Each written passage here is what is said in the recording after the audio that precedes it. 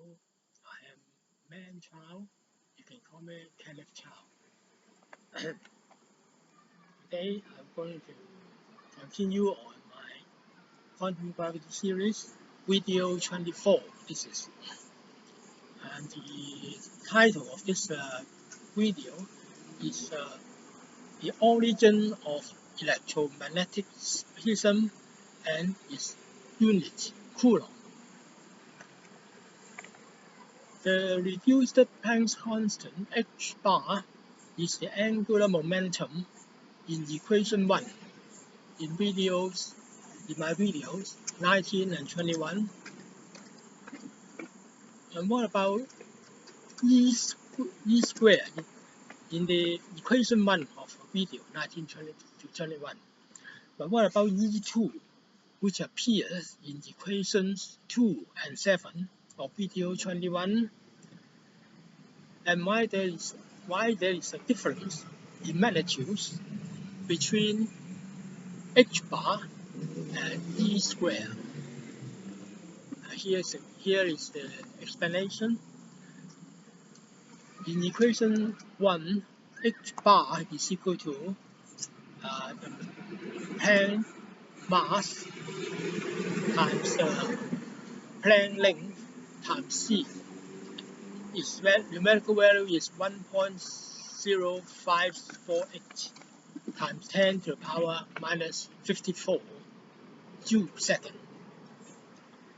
And in equation 2, the E square, the elementary charge square, is equal to 10 to the power 7 times Planck mass times Planck length times alpha.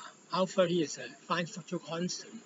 Its numerical value is 1/137.06 or 7.297 times 10 to the power minus 3.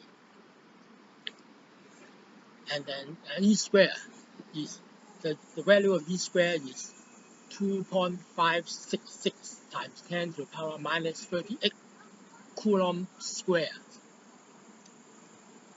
Note that as explained in video 21, my video 21, the equation 2 is completely equivalent to equation 7. That is, the equation 7 is E squared divided by 4 pi epsilon naught, the Planck length alpha, and is equal to m, the Planck mass times c squared.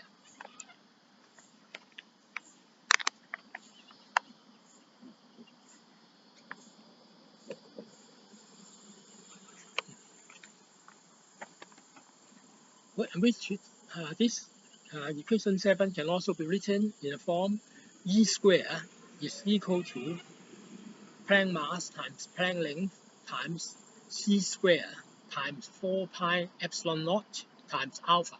Alpha, again, is a fine structural constant.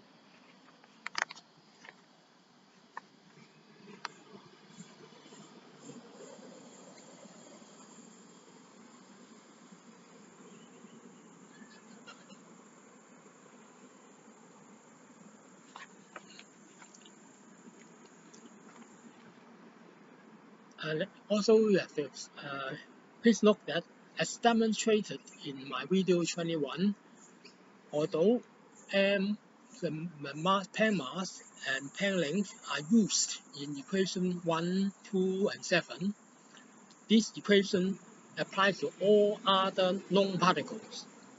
For example, if you replace Planck mass and Planck length with electron mass and Compton electron radius. Compton electron radius means the Compton wavelength divided by 2 pi. Because here you use the radius, not the wavelength is 2 pi radius. So you get the Compton electron radius, you divide the Compton wavelength of electron by 2 pi. Similarly, you can replace proton mass and with the Compton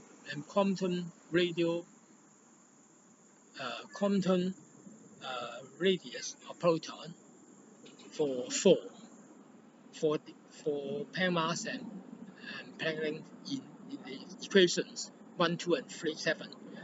You can similarly replace it and similarly equal. The equation can also equal.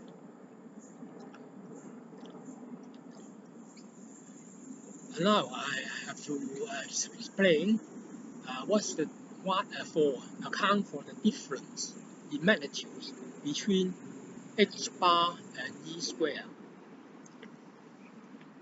E square divided by h bar is equal to 2.566 times 10 to the power minus 38, which is Coulomb square, divided by 1.0548 times 10 to the power minus 34, which is the value of h bar. And it is equal to 2.4327 times 10 to the power minus 4.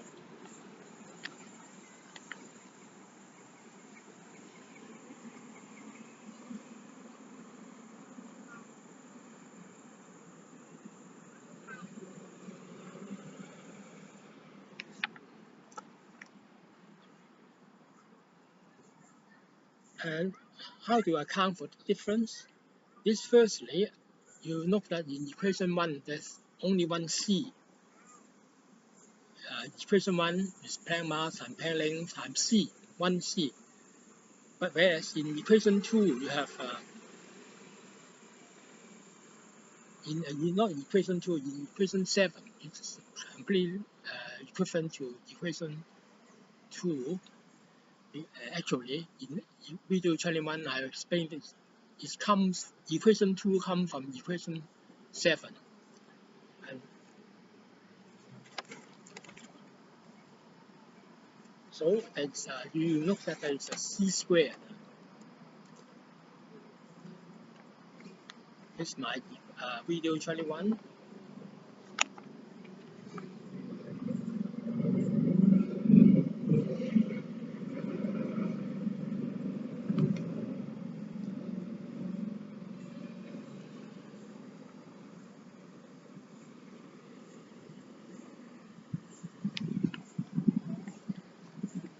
C squared. So therefore,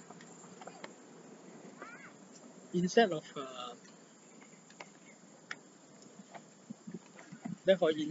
in equation 1, C will be divided by 9 times 10 to the power 9, which is the Coulomb constant. It's a constant, Coulomb constant.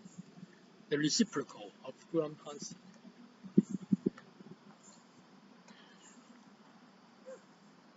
And the value is 0.333 times 10 to the power minus 1.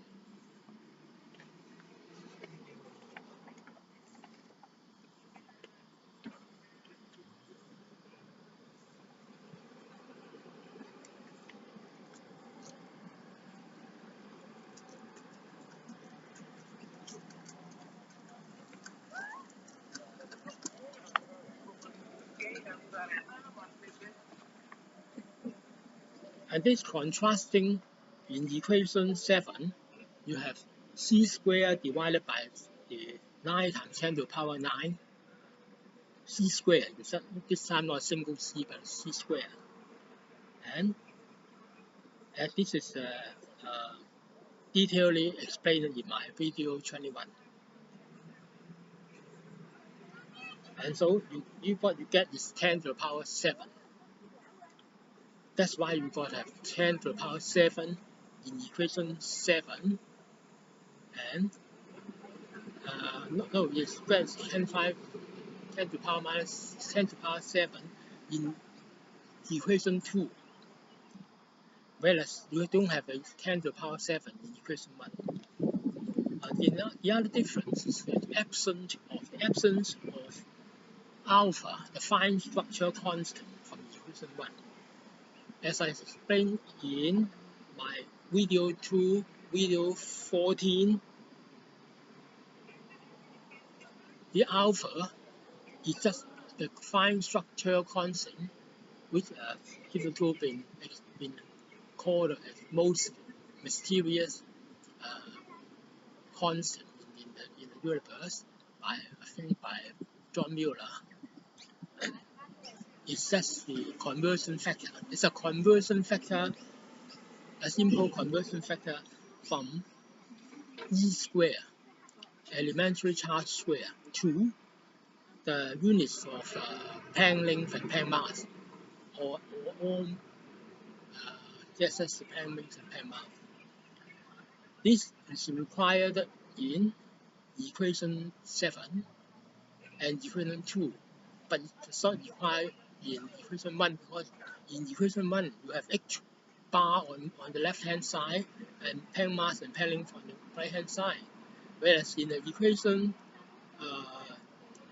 2 and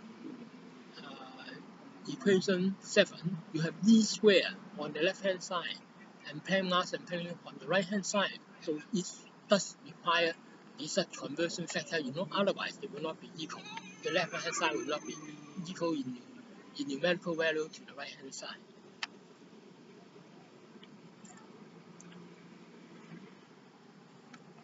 That's why it's absent in equation 1. And now, so you have the difference I've explained. The one is the Cc divided by 9 times 10 to the power 9, Coulomb constant, and the other is the C squared divided by 9 times 10 to the power 9. So the difference is 0.333 times 10 to the power minus 1, and the other difference is absent of the fine structure quantum, 7.297 times 10 to the power minus 3. So the two values multiplied together, you got it 2.437 times 10 to the power minus 4, exactly as in the calculated above.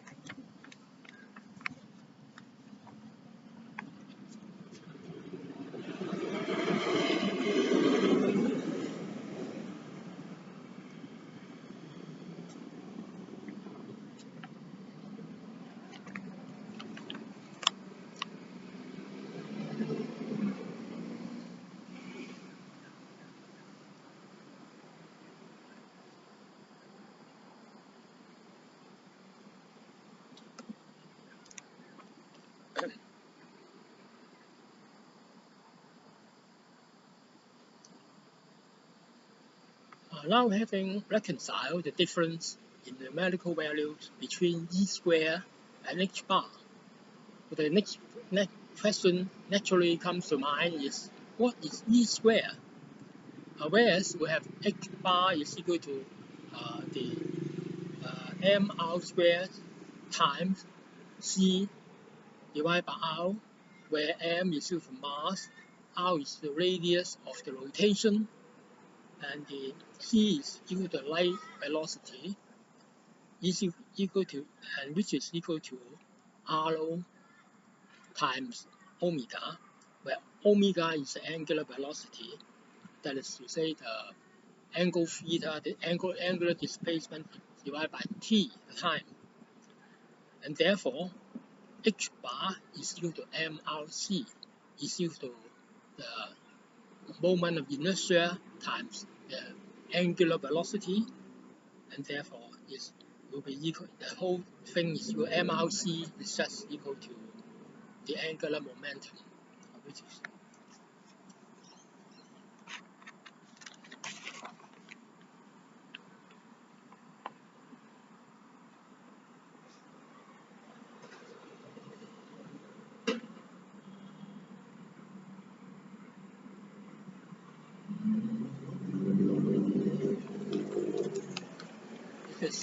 actually high school year 12 physics.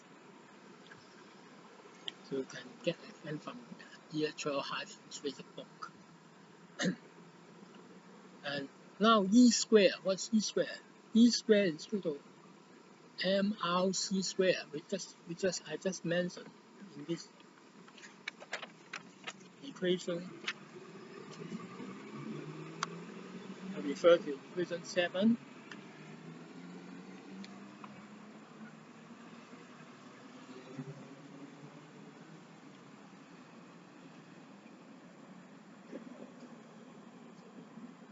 Equation 7, you have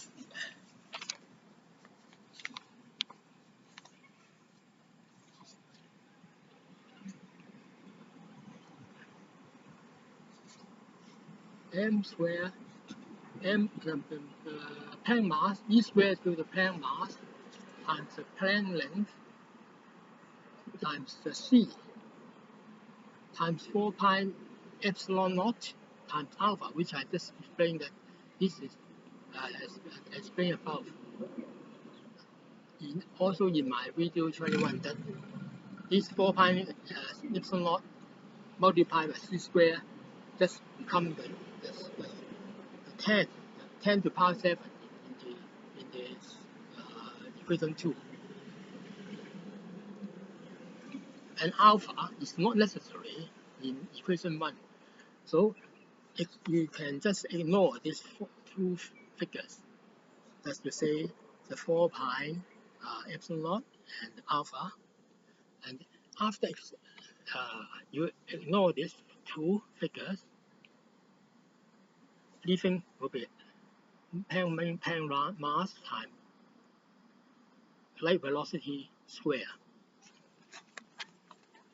All subatomic velocity as equal to c, or very approximately equal to c, equal to light velocity. All subatomic.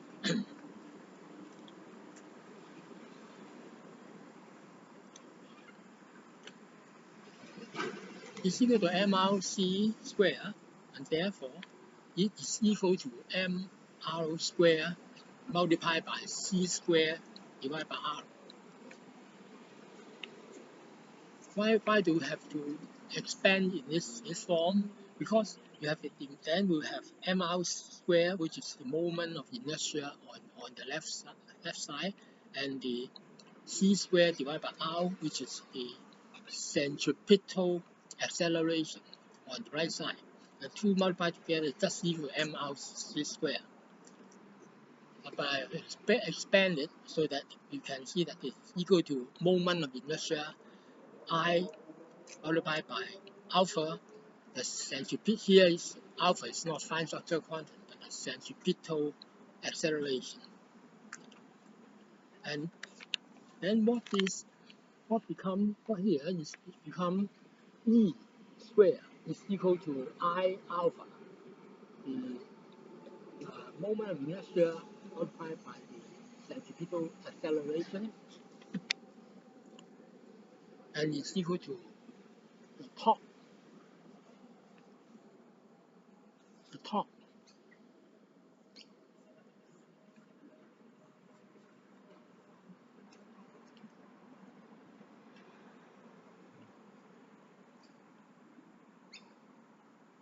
What's the top? The top is just a force which sustains uniform circular motion about a center. If something is moving in circular motion, uniform circular motion about a center, then there is there must be a force top, which is equal to the moment of inertia multiplied by the centripetal acceleration, the acceleration towards the center. And the next question will be, what the angular momentum of what? The thought of what? Now, as those of you who have actually seen in some details my previous videos, may already know the answers. They are respectively the angular momentum and the torque of the Broglie matter waves. Each such Broglie matter wave represents a particle, a particular torque, with a particular quantum radius, which I just mentioned above, and a certain and a specific mass represents a particle, a specific particle. example, the proton quantum radius times the proton mass represents the proton. A neutron quantum radius times the neutron mass represents a neutron. And an electron quantum radius times the electron mass represents an electron, etc. and so on.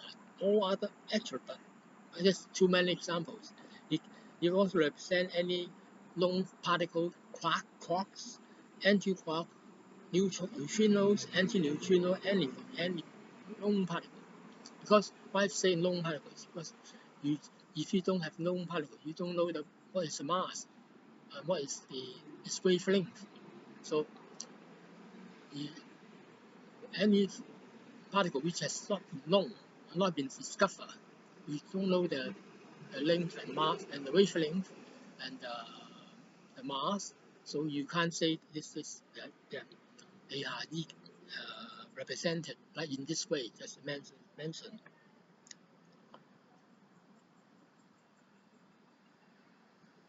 The angular momentum and the torque of the Broglie matter waves about what? About the center of rotation, which is the Planck black hole, which has repeatedly said again and again in my previous video. And such Planck black holes are present in the centers of each and every hydrogen atom and neutron in the universe.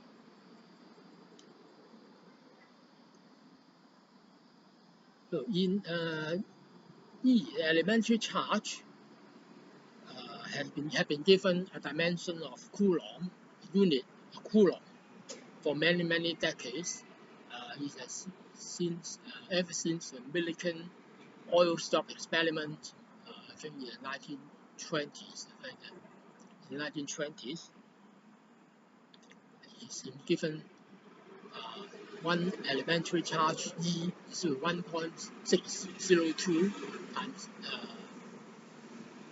coulombs. But as I demonstrated above, since this torque is just equal to mRc, the Planck mass, Planck length times c square. Again, I emphasize again, but any mass, any radius can be supplanted, can be replaced by other masses and by other radius, quantum radius. So actually, the unit of such elementary charge should be Joule.meter. Joule because it's an mc square, will be a joule, and then m is mc square times r. R is Planck mass, Planck length or radius of the particle. Then mc square is is joule, and the Planck radius is in meters, so it's Joule.meter. Actually, the whole of the unit should be Joule.meter for the instead of the Coulomb. Then you can explain what it is in scientific terms. Well, I hope this video can demonstrate to you what electromagnetism really is at the quantum level. More specifically, at the Planck's quantum level. When we say quantum level, we don't know what does that mean. But specifically, I can say you have to say this Planck quantum level, so you know exactly what it means. That to say mass is to Planck mass and length is equal to Planck length. And that the postulation of a Planck black hole which is an infinitesimal black hole of Planck mass and Planck length radius at the core of each and every hydrogen atom and neutron in the universe. This is postulated by me. Such postulation can unify the forces of nature as related in videos 5, 13 to 15, 5, 13, 14, 15, and video 22 of this series.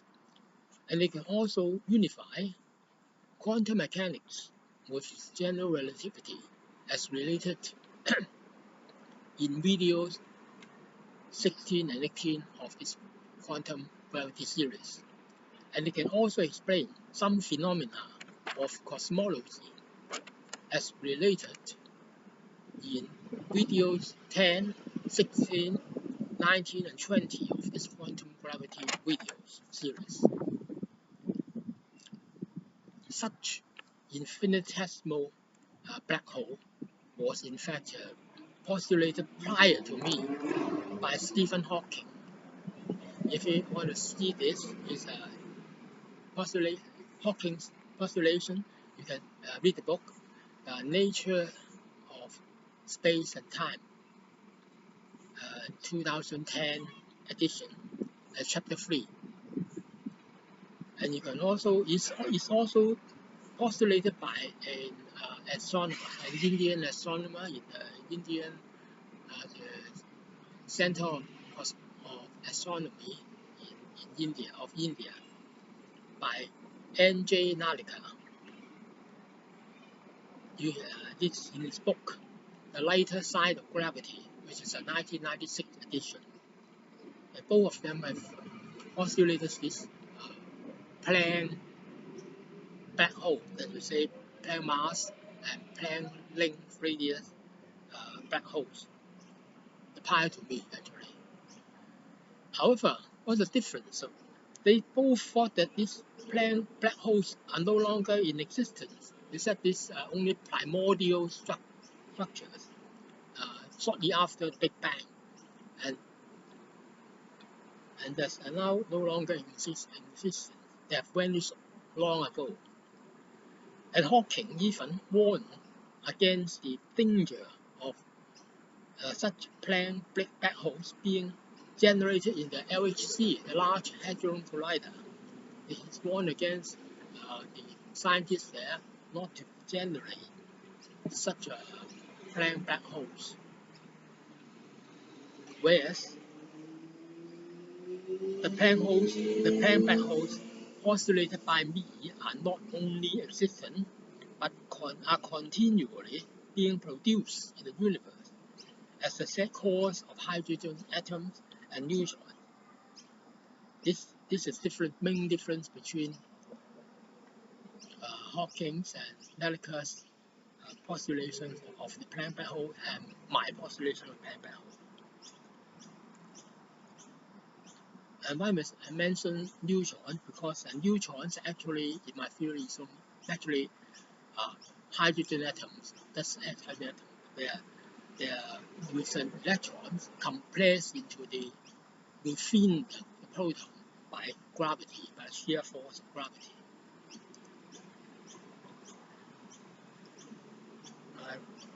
Quantum gravity, as I said earlier, is a set of scientific facts, not a single equation.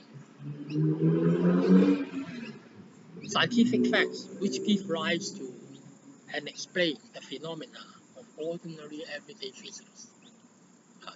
I think this, because it is already nearly 30 minutes, so I think this may not be too I don't want this to be too long, so boring. So I will stop here.